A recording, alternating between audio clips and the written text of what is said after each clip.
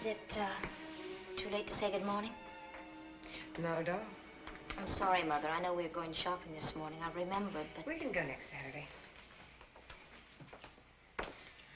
I, borrowed the car last night to go to Rod's apartment. Oh? Suppose you think that's a wild, stupid, impulsive thing to do? Well, I just hope you have a good reason. The paper said that Rod was questioned about Joe Chernick's death. You know he was involved? I was at the desk when a call came in for an ambulance to be sent to the wharf. I recognized Rod's voice, but he wouldn't admit it. I kept thinking that he'd call back, and when he didn't, I got worried. He didn't say anything about Joe? Mm-mm. I just kept thinking how Rod's voice sounded. I think I knew something terrible had happened. Then Dr. Rossi came back to the Schuster house with Joe's sister. It was horrible. They had to tell Mrs. Chernak her son was dead. How awful. So that's why you went to see Rodney. Well, it was impulsive, all right, but only you know whether or not it was stupid. A policeman came for Rod just as I was leaving the apartment. I think you know him, Sergeant Goddard. Do you mean to tell me that you were there I when... know, Mother. It was impulsive and stupid. But just the same, right now, this minute, I want to see him and I want to talk to him. I want to know for sure that everything is all right with him.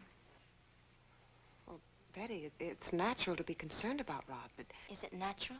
Why did I have to go to his apartment? He didn't ask for my help. I just went to him willfully, Mother. Look, darling, all I'm saying is that I understand what you're trying to tell me. There's no crime in what you did. But you don't understand. I ran away to New York to get courage, and I got it. It scared me to death, but I came back here, and I faced people. And I faced my own failure and embarrassment. For a while there, I couldn't bear to look at Rodney, not for a moment, for fear I'd betray my own feelings. And then progress. Somehow I could look at him. I could see old friends. I could live without feeling so incomplete and so lonely. I could even think about going to the Harrington house with Stephen without feeling depressed or frightened or... And then that one phone call from Rod, just one phone call. And suddenly I don't care about anything or anyone. Not that party, not Stephen, nothing but Rod. It's frightening to have those feelings about someone who can never be. It's no crime to be vulnerable, Betty. But my feelings are so confusing. They're confusing to you now.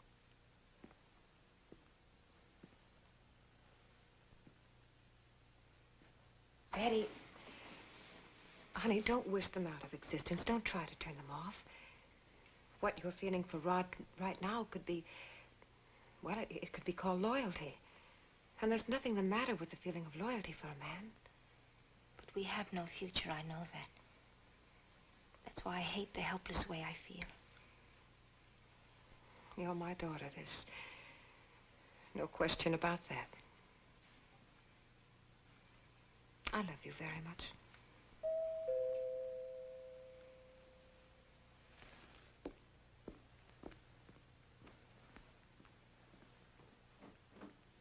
Oh, good morning, Mrs. Anderson. Could I speak to your daughter for a moment? Of course, Ed. Come in. Thank you.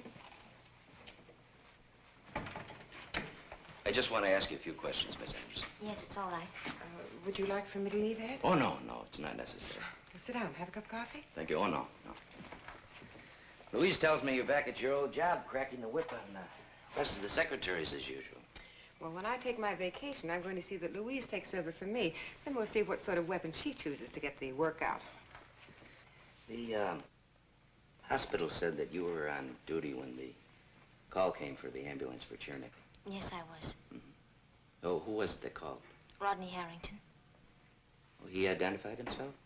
No, he didn't have to. I know his voice. Oh, yes, of course. You were married to him.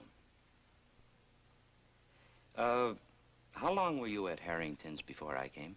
Just a few minutes. Would you mind telling me why you were there? I had to talk to him.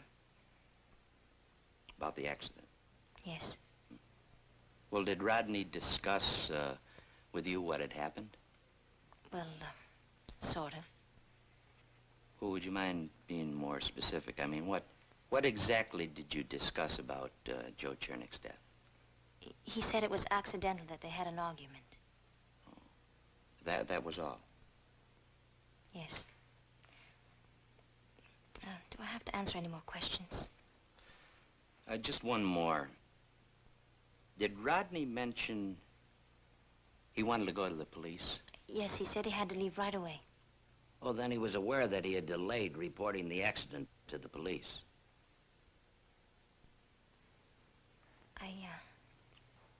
I can't answer that. I see. Well, thank you very much, Miss Anderson. You've been very helpful. Very helpful.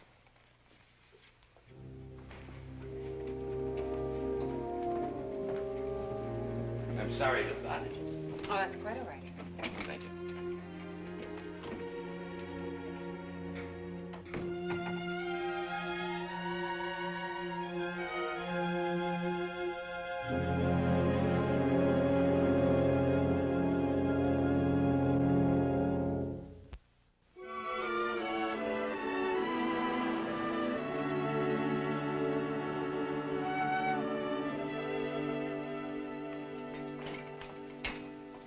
You're an early bird this morning. More like a bedraggled night owl. Want some coffee? Please.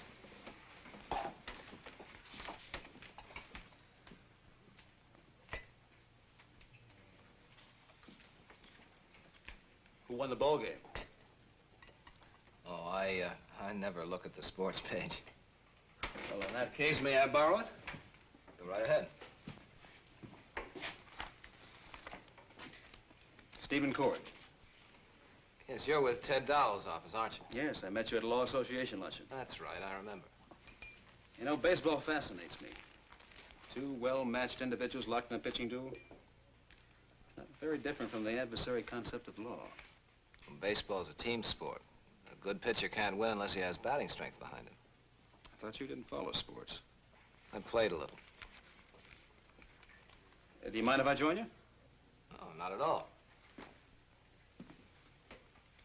Now, Boston could use a couple of good left-handers right now. Now, that's not all Boston could use.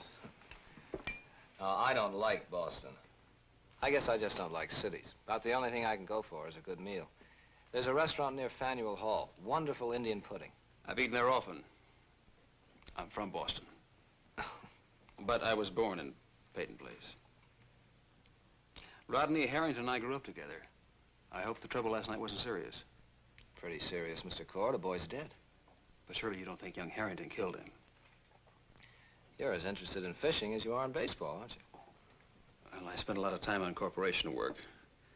There's something very fascinating about criminal law. Criminal proceedings are something no one would initiate if he had a choice. But sometimes there isn't any choice, right, Mr. Fowler? That is, if justice is to be served. Would you excuse me, Mr. Cord? I have a very heavy schedule today. On Saturday, Mr. Fowler? Yes, on Saturday, Mr. Cord.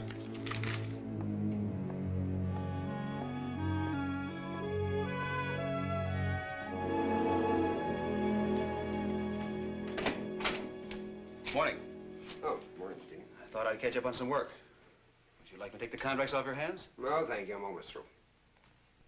And I'll revise these tax projections. That is, unless we have something with more priority. I don't think so. And it was just routine last night, bringing Rodney in? That's right. He signed a statement and they released him. He signed a statement. Oh, I advised him against it, but he insisted. Mr. Dell, didn't you You explain? needn't concern yourself, Stephen. There's no reason for anyone to question his statement. Well, of course not. Fowlers are not in the habit of questioning Harringtons, are they? I'm only suggesting that the Harrington name is no longer sufficient insurance in a criminal investigation. You're full of suggestions, aren't you? You suggest you could be useful to me in my office. You suggested that it would be in my interest to take over the account of the Peyton mill. Last night, you suggested that David Schuster should let the mill go under. Now you're suggesting that I'm inadequate to the demands of the Harrington guardianship. What are you after in Peyton Place? I was born here, sir. This is my home. A sentimental journey. Is that what you're selling? Well, I'm not buying. I know you're in a hurry, but don't get ahead of yourself. One more enemy is one more than you can afford.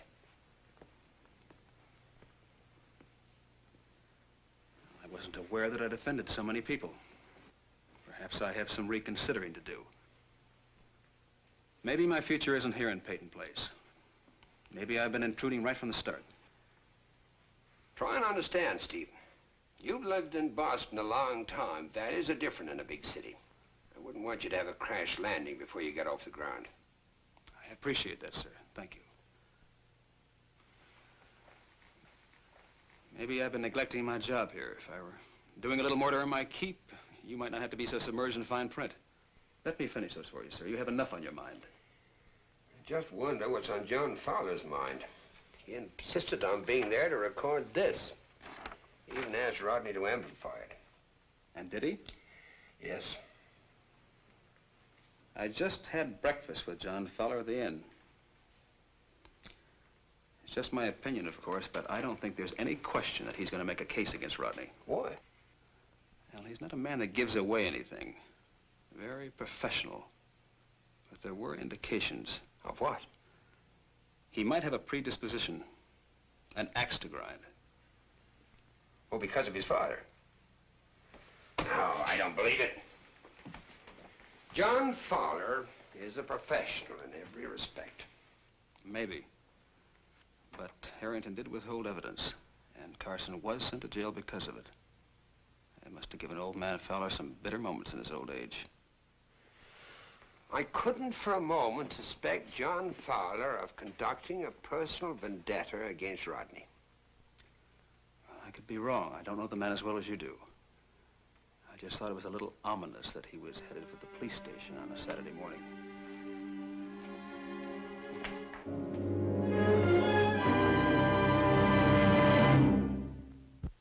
Preview from the continuing story of Peyton Place.